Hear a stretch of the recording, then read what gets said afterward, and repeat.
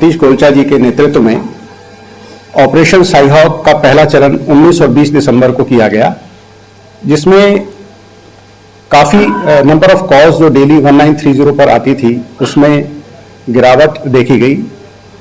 औसतन लगभग 3600 कॉल्स के बजाय 2400 कॉल्स रह गई, यानी घटकर 1200 कॉल घटी प्रतिदिन। उसी सफलता को देखते हुए और उस ऑपरेशन को और दूसरा एक वर्जन ये प्लान किया गया और 10 और 11 दिसंबर को 48 घंटे का ये ऑपरेशन चलाया गया, जिसमें पूरी दिल्ली पुलिस से सभी साइबर थानों के अलावा 5000 पुलिस कर्मियों को इसमें लगाया गया। इसकी 2 दिन के ऑपरेशन के बाद 7500 लोगों को हमने इसमें राउंड अप किया पूरी ऑल ओवर दिल्ली और 284 लोग इसमें गिरफ्तार हुए, 862 लोग बाउंड डाउन हुए, 1736 लोगों को नोटिस दिया गया। कुल मिलाकर जो लीगल एक्शन 2882 लोगों के खिलाफ लिया गया। ये एक्शन पिछले एक्शन से 200% है, जबकि पिछली बार 1400 लोगों के खिलाफ एक्शन लिया गया था।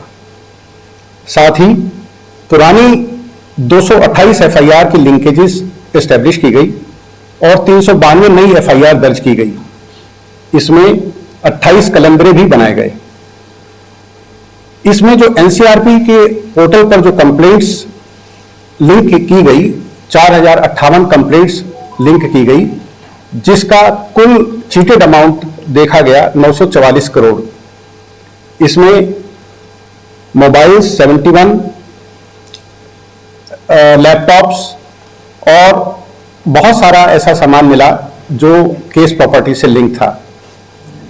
इसी सफल अभियान के चलते दिल्ली पुलिस इस अभियान को आगे भी जारी रखेगी और इसकी बाकी जो डिटेल्स मेरे senior Shri Sanjay Jain, joint CP southern range, बताएंगे। मुझे बताते हुए बड़ी खुशी हो रही है कि एक मेजर जो प्रण लिया था श्री सतीश गोलचा, वर्दी सीपी दिल्ली, कि हमें साइबर क्राइम को जड़ से खत्म करना है और खासकर इसका जो कैरियर है, म्यूल अकाउंट और इसका फाइनेंशियल बैकबोन, इस पे हमें मेजर अटैक करना है, ट्रिपल करना है, ताकि साइबर क्रिमिनल खासकर जो फाइनेंशियल फ्रॉड करते हैं वो दोबारा ये हिम्मत ना कर सके, जरूरत ना कर सके। इसीलिए साई हॉक ऑप्स स्टार्ट किया गया। पिछले महीने 1920 तारीख को ही किया गया था और 3 हफ्ते के अंदर ऑपरेशन साई हॉक 2.0 लॉन्च किया गया। उसका मुख्य उद्देश्य वही था कि हम इस पे एक प्रहार और करें कि जो हमें सफलता 1.0 के अंदर मिली थी, चाहे वो जसनीश ने बताया कॉल में गिरावट आई हो या हमें जो भी उससे लर्निंग मिली, उसका एक्सपीरियंस हमने गेन किया, उसी एक्सपीरियंस को, उसी स्ट्रेंथ को बिल्ड करते हुए ऑपरेशन साई हॉक 2.0 10 और 11 को कार्यान्वित किया गया और ये पहले के मुकाबले काफी वाइड था, काफी प्रिसाइज था और इसमें भी काफी प्रायर ग्राउंड वर्क किए गए। I4C की मदद से हमने क्लस्टरिंग की, हॉटस्पॉट आइडेंटिफाई किए, पहले म्यूल अकाउंट का एनालिसिस किया गया, कौन कौन है, कहां कहां है, एटीएम विड्रॉल कहां से होता है, चेक विड्रॉल कहां से हो रहा है, उन सब की इंफॉर्मेशन को प्रॉपर वेरिफिकेशन के बाद ना केवल हमने दिल्ली में बल्कि दिल्ली से बाहर भी रेड डाली। इसलिए 2.0 is far stronger, sharper and strategically more wide. हमने दिल्ली के अलावा 10 स्टेट्स में भी फॉलो अप रेड की गई है, इसमें as far as Orissa, Kerala तक हमने अपनी टीम भेजी है ताकि जहां जहां हमको इनके लिंकेज मिले वहां इनको हम धरपकड़ करें। खाली दिल्ली तक ही हमने ये अभियान सीमित नहीं रखा, जो एक मेजर कंट्रास्ट है प्रीवियस ऑपरेशन से, और इसकी सफलता आपके सामने है। करीब 2882 ऑलमोस्ट 2900 लोगों के खिलाफ लीगल एक्शन लिया गया है, जो पिछली बार 1400 लोग थे, तो मोर देन 200% इस बार ज्यादा सफलता मिली है। ऐसे ही जो नंबर ऑफ डिटेंशन जो हमने सस्पेक्ट राउंड अप किए थे, उसके अंदर भी 163% इंक्रीज है, और एफआईआर में जो हमने लिंकेज किए हैं ओल्ड प्लस न्यू दोनों को मिला ले तो 125% राइज है पिछली ऑपरेशन से। इसमें हमें कई डिजिटल अरेस्ट के भी केसेस हमने वर्कआउट किए हैं, जिसकी नेटवर्क ना केवल दिल्ली में बल्कि केरला तक शामिल है। वो हमको जो अकाउंट्स मिले हैं, जो उसके पीछे व्यक्ति ऑपरेट कर रहे हैं, वो दिल्ली, यूपी, राजस्थान और केरला तक हमको उनके लिंकेज मिले। उनकी टीम अभी भी काम कर रही है। इन्वेस्टमेंट फ्रॉड्स के हमने कई केसेस वर्कआउट किए, जिसमें एज सिंपल एज 50,000 से लेकर अमाउंट स्टार्ट होती है और लैक्स में जाकर वो खत्म हुई, तो उन अकाउंट्स को भी हमने निस्तंभूत किया है, उन आदमी को पकड़ा है। तो जैसा कि पिछली बार भी हमने आपको कमिटमेंट किया था कि यह अभियान सतत जारी रहेगा, उसका प्रयास है कि हम दिल्ली को एक सेफ, साइबर सेफ सिटी बना सके, साइबर रिलीज सिटी बना सके। और उसके मध्य इन्फोर्समेंट सिर्फ एक स्ट्रेटेजी है, इसके अलावा हम मल्टीप्रोंग स्ट्रेटेजी, इसमें अवेयरनेस का भी ख्याल कर रहे हैं। मेजर अवेयरनेस कैंपेन अलग अलग माध्यम से हम कर रहे हैं लोगों के बीच में, चाहे वो ऑफलाइन हो चाहे ऑनलाइन हो। अभी जश्न रक्ता साउथ ईस्ट के अंदर एक मेजर कल्चरल प्रोग्राम ऑर्गेनाइज हुआ था, वहां भी पब्लिक अवेयरनेस कैंपेन, जिसमें नुक्कड़ नाटक, पेंटिंग कंपटीशन, ऑनलाइन क्यूज और बैंड डिस्प्ले किया गया था, ताकि लोगों को आकर्षित कर सके, उनको अवेयर कर सके। होते हैं चाहे मॉल्स हो चाहे दूसरे ऐसे स्थान हो, वहां पर भी स्कूलों में जाकर या आरडब्ल्यू के माध्यम, एमडब्ल्यू के माध्यम से भी हम अवेयरनेस कैंपेन चला रहे हैं, लोगों को जागृत कर रहे हैं।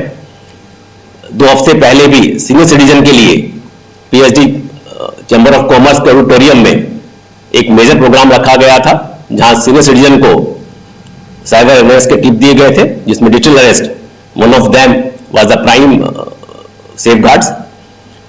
इसके अलावा जो एक और पहल की गई है दिल्ली पुलिस ने, कि सभी थानों में इंटीग्रेटेड हेल्प डेस्क खोले गए हैं।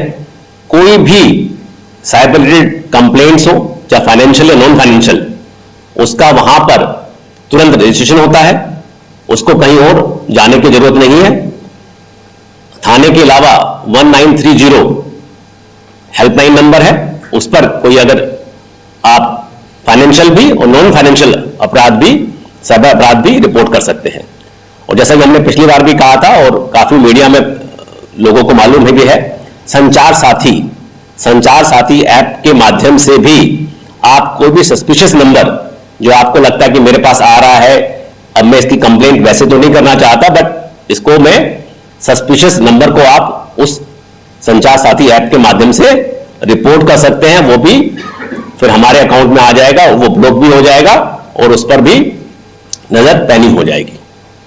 तो मैं आपके माध्यम से मैं पुनः ये दोहराना चाहूंगा कि अगर हम सब मिलकर साइबर अवेयर होंगे तो हम साइबर स्मार्ट हो जाएंगे और हम जितने भी साइबर फ्रॉडस्टर हैं उनको आउटस्मार्ट कर सकते हैं। बड़ा मान रहे हैं कि क्यों अचानक से?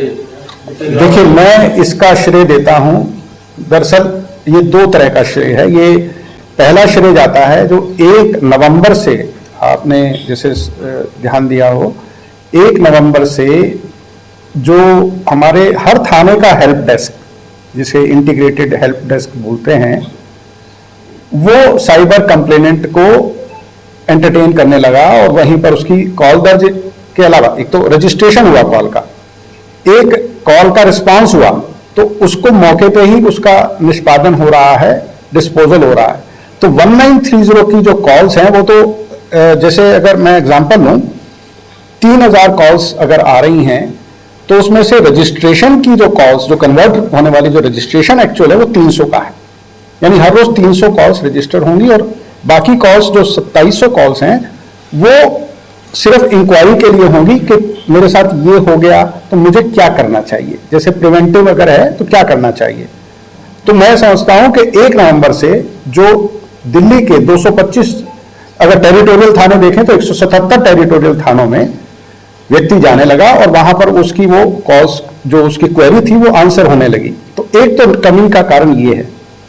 दूसरा कारण डेफिनेटली अगर 1920 को ये ऑपरेशन लॉन्च हुआ था, 1920 नवंबर को एक ऑपरेशन लॉन्च हुआ था और 21 तारीख से जब 30 तारीख का हमने एनालिसिस किया तो कॉल में ड्रॉप ड्रास्टिकली था। अगर हम थाने की क्वेरी को भी जोड़ते हैं तो वो शायद उसके भी ज्यादा ड्रॉप था।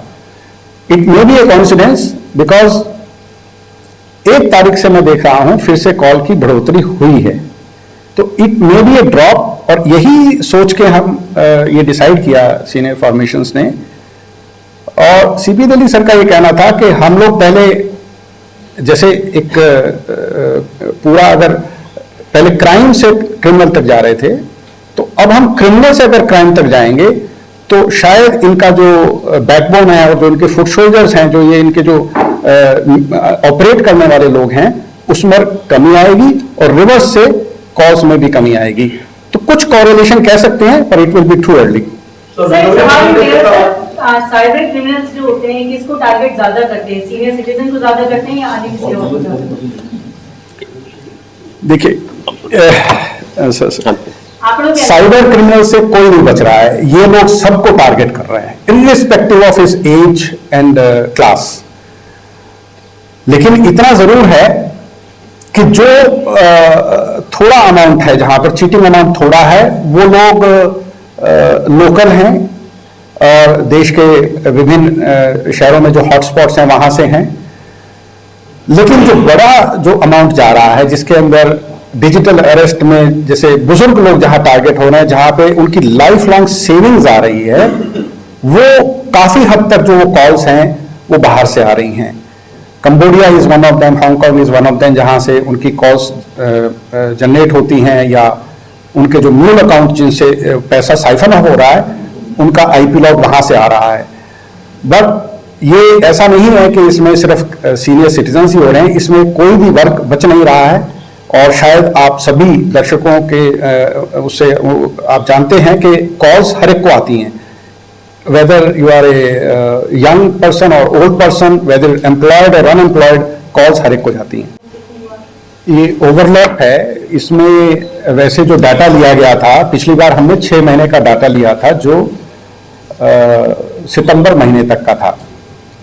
फिर ये इस बार जो डाटा हमने लिया है अक्टूबर और नवंबर तक का लिया है, जिससे हमने इसको पहले हफ्ते में एनालाइज करके उनके हॉटस्पॉट्स एनालाइज किए और तभी हमने 10 तारीख को इसे लॉन्च किया। और इन दोनों डाटा सेट्स के अंदर हमने देखा कुछ बैंक्स या कुछ जो अकाउंट्स थे वो रिपीट भी हो रहे थे और ब्रांचेस भी रिपीट हो रही थी। अकाउंट्स हालांकि अलग थे। बैंक अकाउंट्स जैसे अगर कोई पर्टिकुलर ब्रांच है वो तो कॉमन है, पर अकाउंट अलग है। सर लास्ट टाइम भी बहुत अच्छा सक्सेस इसको माना जाता है, तो इस बार जो करा है आपने, कोई ऐसी चीज है जो उससे कुछ और एक्स्ट्रा फैक्टी कराओ कि हमें ज्यादा अच्छा इसका अनुभव मिले, ज्यादा लोग कैच हो रहे हैं? देखिए, ज्यादा लोग कैच होने का एक श्रेय मैं लोगों की कमिटमेंट को दूंगा और उनकी जो पिछली बार लर्निंग हुई उसको दूंगा। हालांकि इस बार डाटा सेट्स हमारे पास कम था, यानी पिछली बार हमारे पास अगर संख्या देखें म्यूल अकाउंट्स की भी ज्यादा थी, एटीएम हॉटस्पॉट्स की भी ज्यादा थी। इस बार हमारे पास उनकी संख्या पहले के मुकाबले कम थी, पर चूंकि लोगों को शायद हमारे जो पुलिस ऑफिसर्स हैं उनको पता लग गया था कि किस तरह से इन्वेस्टिगेट करना है, किस तरह से जीरो डाउन करना है सस्पेक्ट को, इसलिए हमें सफलता ज्यादा मिली।